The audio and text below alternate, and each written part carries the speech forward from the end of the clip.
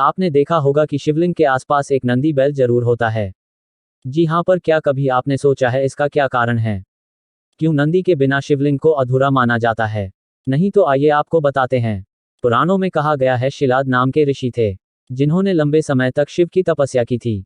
जिसके बाद भगवान शिव ने उनकी तपस्या से खुश होकर शिलाद को नंदी के रूप में पुत्र दिया था। शिलाद ऋषि एक आश्रम में रहते थे। उनका पुत्र भी उन्हीं के आश्रम में ज्ञान प्राप्त करता था।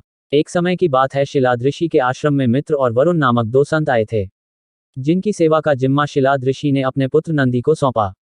नंदी ने पूरी श्रद्धा से दोनों संतों की सेवा की। संत जब आश्रम से जाने लगे तो उन्होंने शिलाद ऋषि को दीर्घायु होने का आशीर्वाद दिया, पर नंदी को नहीं। इस बात से शिलाद ऋषि परेशान हो गए।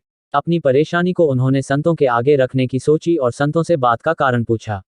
तब संत पहले तो सोच में पड़ गए, पर थोड़ी देर बाद उन्होंने कहा, नंदी अल्पायु है। यह सुनकर मानो शिलाद ऋषि के पैरों तले जमीन खिसक गई। शिलाद ऋषि काफी परेशान रहने लगे।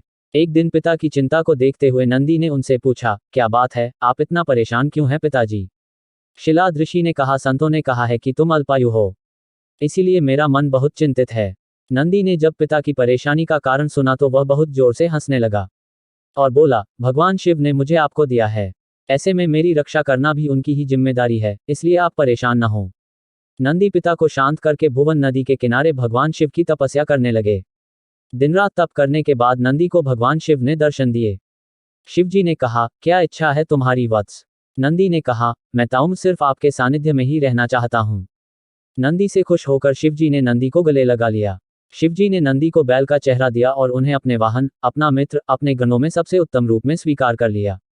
इसके बाद ही शिवजी के मंदिर के बाद से नंदी के बैल रूप को स्थापित किया जाने लगा।